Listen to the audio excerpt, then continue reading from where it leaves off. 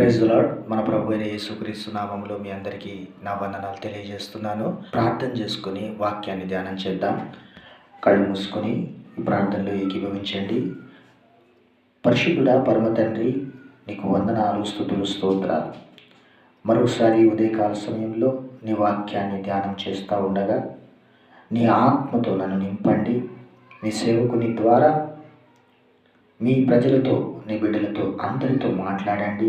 నువ్వు మాట్లాడితే మేము బ్రతుకుతాం, నువ్వు మాట్లాడితే మేము జీవిస్తాం, నువ్వు మాట్లాడితే మేము సరి చేయబడతాం కనుక నాయన నీ వాక్యము ద్వారా నాతో, మాతో, మా అందరితో మాట్లాడి నీ నామానికే మహిమ, ఘనత, ప్రభావాలు పొందుకొనమని యేసుక్రీస్తు పరిశుద్ధమైన నామములో ప్రార్థించి స్తుతించి అడిగి వేడుకుంటున్నాం తండ్రి. ఆమేన్. కీర్తనలు 65వ అధ్యాయము 2వ వచనం. ప్రార్థన ఆలకించువాడా, సర్వ శరీరులు నీ యొద్దకు వచ్చెదరు. ఆమేన్. చూడండి, మన దేవుడు ప్రార్థన ఆలకించేవాడు. ప్రార్థన ఆలకించేవాడు గనక ఆయన దగ్గరికి మనం వస్తూ ఉన్నాం.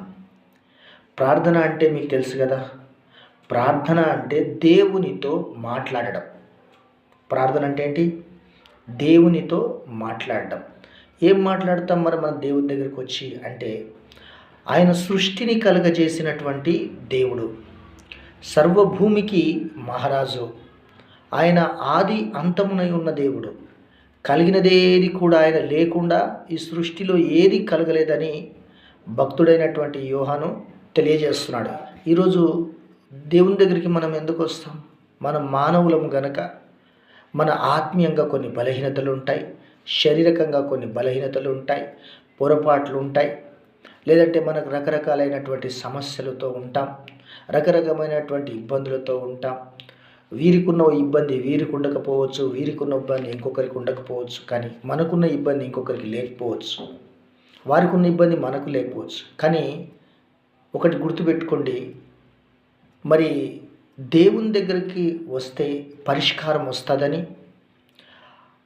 మనందరికీ ఆయన మన ప్రార్థనలు, మన మనవులు అంగీకరిస్తాడని, ఆలకిస్తాడని దేవుని లేఖనం తెలియజేస్తూ ఉంది. ఇప్పుడు మన సమస్యలు వచ్చినప్పుడు కొంతమంది మనుషుల దగ్గరికి మనం పరిగెడతా ఉంటాం, కాస్త ఏమన్నా హెల్ప్ అవుతుందేమో అని.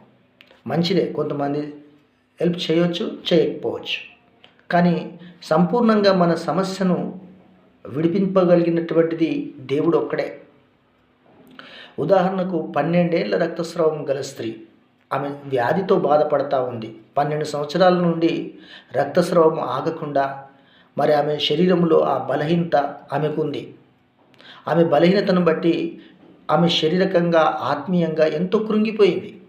అయ్యో, నా వ్యాధి తక్కువ కావట్లేదు, నా వ్యాధి బాగవుతే ఎంత బాగుండు అని మరి ఎక్కడెక్కడ తిరిగిందో మనకు తెలియదు. ఇప్పుడు ఉదాహరణకు ఎవరికైనా అవస్థత వస్తే, రోగం వస్తే ఇంట్లోనే ఉంటారా? 1-2 రోజులు ఉన్నా మరి తర్వాత అయినా హాస్పిటల్కి వెళ్తారు కదా. మరి ఆ విధంగా 12 సంవత్సరాల నుండి ఈమె పట్టినటువంటి వ్యాధిని బట్టి ఎన్ని హాస్పిటల్స్ తిరిగిందో, ఎన్ని మంత్రతంత్రాల దగ్గరికి తిరిగిందో, ఎంత భయంకరంగా ఆమె పరిస్థితి, భయంకరమైన పరిస్థితిని బట్టి ఆమె ఎంత యాతన పడిందో. బహుశా ఆమె శరీరంలోని ఆ బాధ ఆమెనే భరించలేక, ఆ దుర్వాసన భరించలేక మరి ఎంతో వేదన పడి ఉంటుంది. మరి సమయంలో ఇరుగు పొరుగు వారు చేరదీసేవారు ఉంటారా? బంధుమిత్రులు చేరదీసేవారు ఉంటారా? ఏమ్మా పలకరించేవారు కూడా కరువైపోతారు. ఎందుకంటే మీరు చూడండి, మనుషులు మనం చక్కగా ఉన్నప్పుడే మనతో మాట్లాడతారు. కాస్త మన ఇబ్బందిగా ఉంటే, కాస్త రోగం ఏదైనా ఉంటే పట్టించుకోరండి. పట్టించుకున్న ఏముందండి, ట్యాబ్లెట్ తెచ్చిస్తారు, కాస్త ఏదైనా చేస్తారు. కానీ బాగు చేసేంత మనిషి దగ్గర ఏముంటుంది? మనిషిని సృష్టించిన వాడు దేవుడు. మానవుడు దేవుని చేతి ద్వారానే బాగవుతాడు. ఉదాహరణకు ఆ కారు బయటకు వచ్చినప్పుడు అక్కడక్కడ డ్యామేజ్ అయిపోయింది. డ్యామేజ్ అయిపోయినప్పుడు ఆ కారు హాస్పిటల్కి పోతే బాగవుద్దా? కాదు కదా. లేదంటే ఇంకొక చోటుకి వెళ్తే బాగవుద్దా? కాదు. ఎక్కడికి వెళ్ళాలి? కారు షెడ్‌కే వెళ్ళాలి. కారు మెకానిక్ దగ్గరికి వెళ్ళాలి. కారు మెకానిక్ దగ్గరికి వెళ్తేనే ఆ కారు రిపేర్ అవుతుంది. అలాగే మన ఆత్మీయంగా, శారీరకంగా కృషించిపోయిన మానవుడు ఎక్కడికి రావాలంటే దేవుని దగ్గరికే రావాలి. దేవుని దగ్గరికి వస్తేనే మరి విడుదల కలుగుతుంది. మరి ఈరోజు చాలామంది కోట్ల మంది ఈరోజు ప్రభు దగ్గరకు వచ్చి ఎన్నో అద్భుతమైన సాక్ష్యాలు చెప్తూ ఉన్నారు.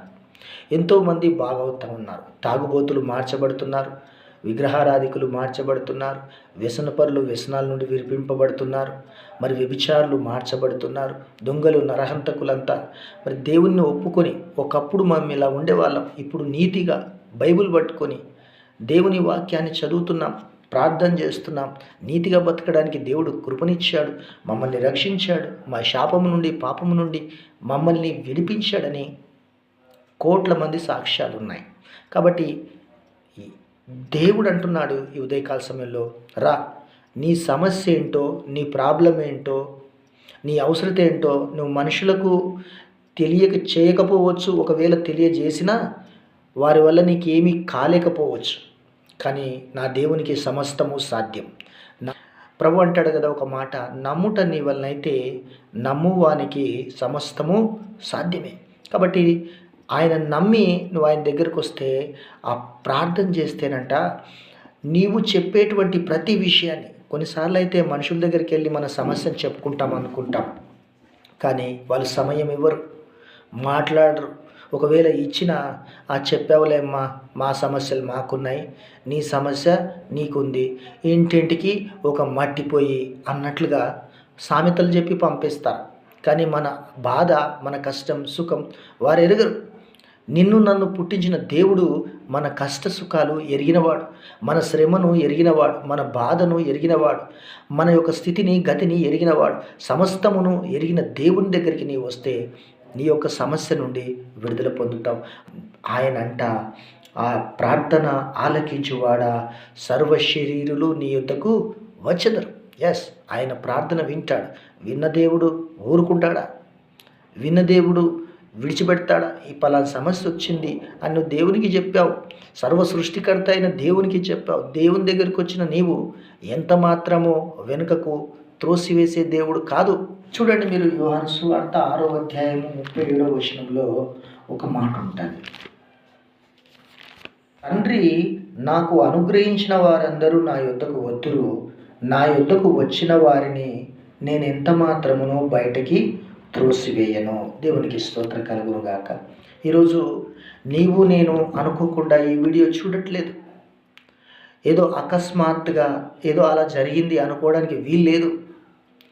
ప్రభువు ఏదైనా చేస్తున్నాడు అంటే ఆయనకంటూ ఒక ప్రణాళిక ఉంది, ఆయనకంటూ ఆయన చిత్తాన్ని మన జీవితాల్లో జరిగిస్తూ ఉంటాడు. నీ స్థితి ఏంటో, నీ గతి ఏంటో నాకు తెలియదు, కానీ ప్రభువు సమస్తము తెలుసు. ప్రభు అంటున్నాడు, నా తండ్రి చిత్తము నేను జరిగిస్తాను గనక నా యొద్దకు వచ్చిన వారిని నేను ఎంత మాత్రమో బయటకి త్రోసివేయను.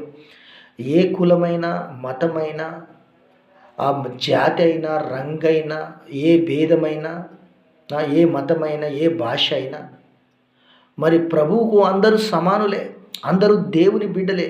దేవుడు ఎలా తయారు చేశాడండి? తన స్వరూపములో, తన పోలికలో దేవుడు మనుషులను కలగజేశాడు. కాబట్టి సమస్తము మనుషులు ఆయనకు కావాలి, ఎందుకంటే ఆయనే నరులను కలగజేశాడు. ఆ నరుని ఆత్మ యెహోవా పెట్టిన దీపం అని ఉంటుంది బైబిల్లో. కొన్నిసార్లు ప్రజలకు విరోధంగా నడుచుకుంటూ ఉంటాం, తల్లిదండ్రులకు విరోధంగా నడుచుకుంటూ ఉంటాం. కొన్నిసార్లు రకరకాలైనటువంటి విరోధ భావం కలిగి, మరి సాతానుగాడు కలిగించినటువంటి ప్రేరేపణలతో దేవునికి విరోధమైనటువంటి బ్రతుకులు బ్రతుకుతూ ఉంటాం. ఆ సమయంలో ఒకసారి ఆయన వైపు తిరిగితే ఆయన ప్రార్థన ఆలకించేవాడే కాదు, ఆయన నీ దగ్గరికి వస్తే ఆయన నిన్ను బయటికి పో అని చెప్పడం. నేను మీ కొరకు ప్రార్థన చేస్తాను, కళ్ళు మూసుకోనండి. స్తోత్రములు మహాపరిశుద్ధుడా, మా ప్రేమగల తండ్రి, యేసుక్రీస్తు నామములో వందనాలు, స్తోత్రాలు. ఇంతవరకు నాయన నీ సన్నిధికి వచ్చే వారి విషయంలో నువ్వు మాట్లాడిన మాటలను బట్టి వందనాలు. నీ యొద్దకు వచ్చిన వారిని నేను ఎంత మాత్రం బయటికి త్రోసివేయను అని సెలవిచ్చావు. ఇదిగో ప్రభా, ఈ వర్తమానాన్ని విన్న బిడ్డలు నాయన ప్రభా నీ సన్నిధికి రావడానికి మీరే నడిపించండి, నీ కృపతో నింపండి. ఇప్పుడు ఎంతమంది అయితే నీ సన్నిధిలో ఉన్నారో బిడ్డల జీవితాల్లో గొప్ప కార్యాలు, ఆశ్చర్య కార్యాలు జరిగించండి. ఒక సమరయ స్త్రీని, ఒక పాపాత్మురాలైన స్త్రీని క్షమించావు దేవా. 12 ఏళ్ల రక్తస్రావం గల స్త్రీని స్వస్థపరిచావు. క్షమాపణ దయచేసే దేవుడు నాయన. ఈ సమయంలో నీ బిడ్డలు ఏ బలహీనతలో ఉన్నారో ఆ బలహీనతలను బట్టి దేవా వారిని కనికరించండి, కృప చూపండి. స్వస్థత దయచేయండి, ఆరోగ్యం దయచేయండి, బలము దయచేయండి. నూతన శక్తితో బిడ్డలను నింపి ఆరోగ్యము దయచేసి నీ వాక్యంలో స్థిరపరిచి బలపరిచి దీవించమని యేసుక్రీస్తు పరిశుద్ధమైన నామములో ప్రార్థించి స్తుతించి అడిగి వేడుకుంటున్నాను తండ్రి. ఆమేన్. God bless you. దేవుడు మీ అందరినీ దీవించునుగాక. ఆమేన్.